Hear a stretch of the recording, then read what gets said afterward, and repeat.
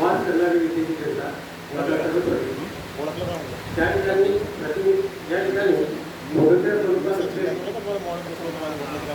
सावित्रीबाई फुले त्याचप्रमाणे या मंचावर उपस्थित असलेले माननीय गटविकास अधिकारी साहेब त्याचप्रमाणे अंबाजोगाई जे आजचे सरकार मंत्री आहेत त्याचप्रमाणे त्यांचे नातेवाईक आणि या ठिकाणी उपस्थित असलेले त्यांचे सहकारी अधिकारी पदाधिकारी त्याचप्रमाणे कर्मचारी आणि या ठिकाणी जे कार्यक्रमाची धोरण सांभाळली आहे त्यामध्ये मॅडम तर या ठिकाणी आलो रक्तदान सोहळा पार करत आहे ज्यावेळेस आपण नोकरीला लागतो त्यावेळेस आपण अनुभवाने कमी असतो त्यामुळे एखादं पद जेव्हा आपल्याकडे येते त्यावेळेस ते सांभाळणं मोठं कठीण काम होतं परंतु आमचे मित्र हे अतिशय जबाबदारीने त्यांनी आपले पद सांभाळलं मला वाटते त्यांच्या काळामध्ये कोणीही नाराज झाले नसते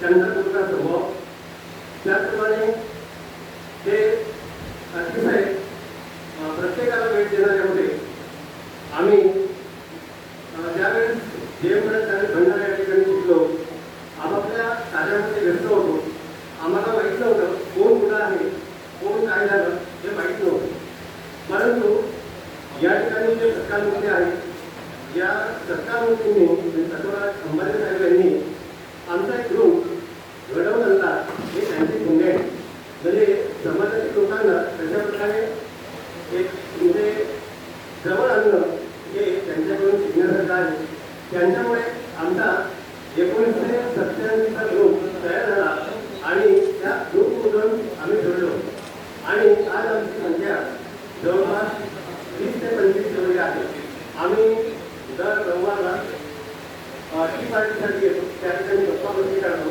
तरी काही आम्हाला असं वाटते की अंबाजोगाईमध्ये गटर आहे म्हणजे आहे तर त्यांना वेळ मिळेल तेव्हा नाही त्यांना आपण फोन कसा करायचा परंतु ते न चुकता दर रविवारी सकाळी मात्र आमच्यामध्ये मिसळायला यायचं हे एक आमचं मुलं भाग्य अधिकारी म्हणजे खूप म्हणजे अधिकारी जेव्हा होतात त्यावेळेस ते स्वतःला खूप मोठे समजतात परंतु अंबानी साहेब मात्र हे आमच्याच मध्ये रक्तासारखे आम्हाला वाटते अधिकारी वगैरे काही वाटले नाही अतिशय सांभाळून घेणारे असे एक गृहस्थ आहेत ते त्यांनी या ठिकाणी बरेच दिवस काम केलं खूप वर्षे काम केलं म्हणजे त्यांच्यामध्ये काहीतरी आहे तेव्हा लोकांनी यांना सोडलं नाही तर या लाखांवर तालुक्याचीच वाक्य मला लागेल म्हणजे एवढे चांगले व्यक्ती म्हणजे या लाखांवर तालुक्याला मिळाले या लाखांवर तालुक्याचा ज्यांच्या हातून विकास झाला ते म्हणजे तेही भाग्यवान कारण त्यांनाही सेवा करता आली अतिशय मिळते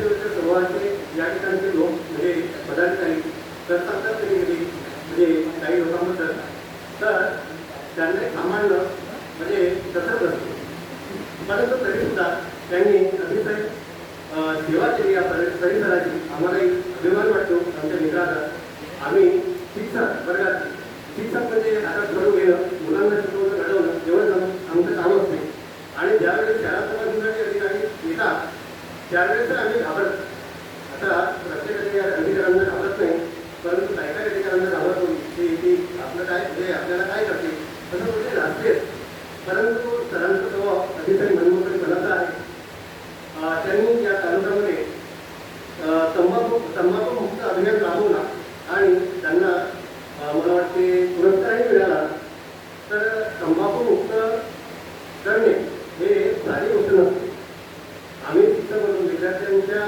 समोर एखादा करला म्हणा किंवा तंबाखू वगैरे खाणं सोपं नसते आम्ही लपून खात होतो म्हणजे असे आमले सामने खातायचे पण ते नाही असतो एक सवय असते करणार काय परंतु यांनी मात्र सर्व शिक्षकांना मुक्त केलं यामधून ते खूप चांगलं कार्य केलं त्यानंतर हे कार्य सांभाळता अहोरात्र ते कामामध्ये व्यस्त असतील तर त्यांच्या मिसेस ज्यांनाही त्रास झाला असेल तर सरांनी कमी वेळ दिला असेल याच्यानंतर सर मात्र भरपूर वेळ घेतील परंतु मी सरांच्या घरी जेव्हा गेलो लेक्चरला तर मॅडम मात्र हसतमुख स्वभावाचे आहे तर सरांनी मला वाटते त्यांना काही त्रास दिला नसेल आणि त्यांना काही त्रास झाला नसेल मॅडमला आम्ही कधी कधी त्याचं गमत करतो, कारण समवयस्क असल्यामुळे चालतो. कारण माणूस किंवा समवयस्क माणसांना दुसऱ्या माणसांना बोलत गरज नाही. नाही सर, त्रास वाढला नाही. त्यांनी सर म्हणाले, अरे तू रिटायर झाला म्हणजे मी रिटायर झालो, आता तुझं पुढचं काय. पण मी मात्र अजून रिटायर झालो असं मी स्वतःला वाटून घेत नाही. घरी जास्त वेळ राहत नाही. आपण घरी जास्त वेळ राहिलो तर मग मॅडम त्रास. त्याच्यामुळे थोडंसं बाहेर फिरायला आपण खूप व्यस्त आहोत दाखवायचं. मॅडमला वाटेल काहीतरी करू नये, कारण आपण घरी असलो हे म्हणजे चहा पाहिजे, नाश्ता पाहिजे, किंवा हातात पाणी पाहिजे, ताट पाहिजे जेवणाचा. पण सर असं करू नका. आपल्यापासून दुसऱ्यांना त्रास होणार नाही असं वाटलं म्हणजे मनुष्याचा भावाचा वाटतं. आणि मी माझ्यावरून सांगतो, मी माझ्या कुटुंबासाठी 1 ग्लास पाणी मागत नाही, ताटही करून मागत नाही, किंवा कोणती गोष्ट मागत नाही. मला जे वाटते मी माझ्या हाताने घेतो, तर तिला कधीतरी वाटते मी त्याची पत्नी होईल का होईल. हे मला का बरं मागत नाही, कारण पत्नीला वाईट वाटते बघा. तर मागितलं त्यांना वाईट वाटते, आपल्याला मागितलं पाहिजे, नाही तर मग त्यांना नसतं. तर कधी कधी मागायचं, कधी कधी नाही मागायला पाहिजे. आणि थोडंसं कुटुंब महिना करत जात आयुष्य किती दिवस आहेत असं करत निघून जातं. तर या ठिकाणी सरांनी आम्हाला बोलावलं, सरांनी सांगितलं असा अशा प्रकारचा कार्यक्रम आहे. या ठिकाणी आम्ही आलो, पण पूर्ण तयारीने आलो नाही, अर्धवट तयारीने आलो. फक्त आम्ही पुष्पगुच्छ वगैरे घेऊनच आलो. 4 वगैरे घरी जाऊन निघाल आहोत. आम्ही सरांना सांगितलं तुमच्या घरी येतो, तर जेव्हा आम्ही जाऊ त्यांच्याकडच्या तयारीची जाऊ. आता काही मित्र आमचे थोडे इकडे तिकडे कार्यामध्ये व्यस्त असताना येऊ शकले नाही, परंतु बरेच मित्र आहेत. आम्ही मला वाटते 3 गाड्यांनी आलो, 15-16 म्हणजे आम्ही मित्र आलो. सरांना थोडंसं बरं वाटलं आहे म्हणजे आले. पाठीमागे जरी आलो तरी मात्र थोडंसं पाठलं झालं. तर या प्रसंगी आता जास्त न बोलता मी सत्कारमूर्ती सत्वराज अंबारे साहेब यांना त्यांच्या पुढील आयुष्यासाठी खूप खूप शुभेच्छा देतो.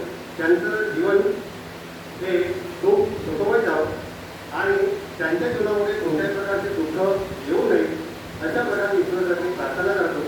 त्यांच्या मनात सोबत राहिलं विधार्थ नाही उत्तर, पण आले तर थोडेफार काही समजायचे चुकून उत्तर हे जीवन असतं ते विश्वास असल्यामुळे बरं वाटतं. तर अशा प्रकारे मी माझे संपवतो. मित्र आहे त्याच्यावर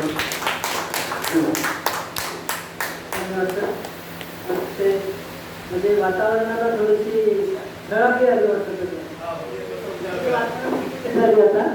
आता फक्त कसं नाही, साहेबांचा सत्कार आहे, साहेब निवृत्त होत आहेत, त्यांच्या कार्याच्या विषयी सांगितलं, परंतु आपण अतिशय वेगळ्या शैलीला अतिशय वेगळ्या पद्धतीनं आपण समजून सांगितलं. धन्यवाद. तर आज